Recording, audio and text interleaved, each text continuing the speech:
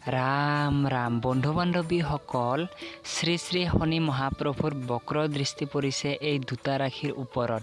গতিকে এই দুটা ৰাশিৰ এই বছৰটো অৰ্থাৎ 2025 চনৰ বছৰটো বহু বিপদ, আৰু এই বিপদৰ পৰা হাত সাৰিবলৈ আপোনালোকে যদি 2-3টা শনিদেৱৰ উপায় নিয়ম পালন কৰে, তেতিয়াহ'লে আপোনালোকে এই শনিদেৱৰ বক্ৰ দৃষ্টিৰ পৰা হাত সাৰিবলৈ পাৰিব।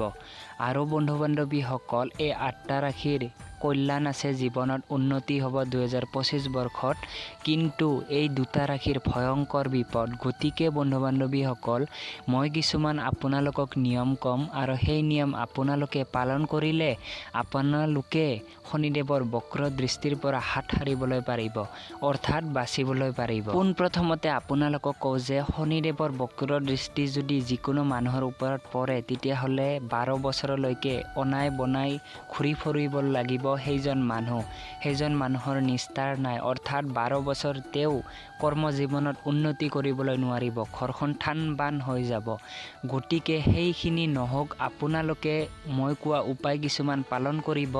প্ৰথমটো হ'ল, এইবাৰ যিটো আমাৰ আহি থকা শনিবাৰ 2025 বৰ্ষৰ, সেই শনিবাৰে আপোনালোকে গা পা ধুই নীলা পুষ্প অৰ্থাৎ নীলা ফুল লগতে আপোনালোকে ক্ষীৰ চাকি এগুছি জ্বলাব শনিদেৱক উপবাস থাকি।